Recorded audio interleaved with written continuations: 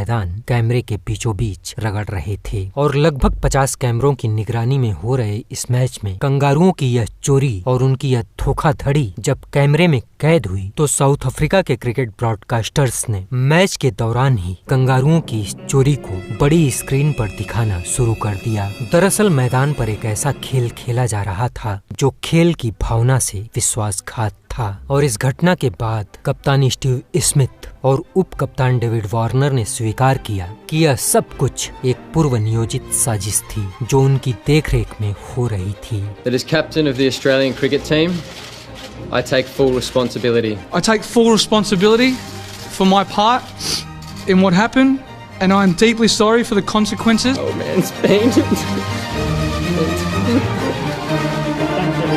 And my mum, it hurts.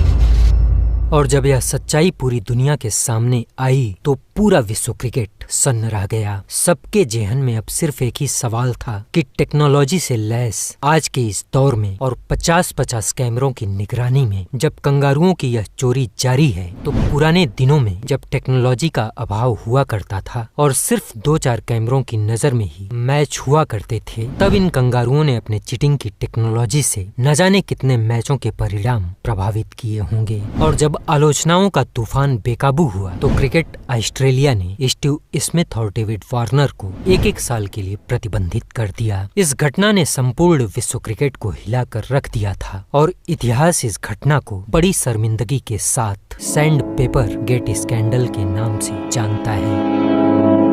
और यही कारण था कि 2018 की उस टेस्ट सीरीज में 72 सालों के इतिहास में मिली पहली जीत पर यह कलंक लगाया जाता है कि टीम इंडिया ने यह टेस्ट सीरीज कमजोर कंगारुओं के खिलाफ जीती है, जिसमें स्मिथ और वार्नर उनकी बल्लेबाजी के 2 प्रमुख स्तंभ अपने बैन के चलते मौजूद नहीं थे। टीम इंडिया पर लगे इस कलंक ने इस ऐतिहासिक जीत की चमक पर धूल बिखेर दी थी। 72 सालों में मिली जिस जीत को विजय का ताज समझा जा रहा था, उसी ताज पर सवालों के कांटे जड़ दिए गए थे।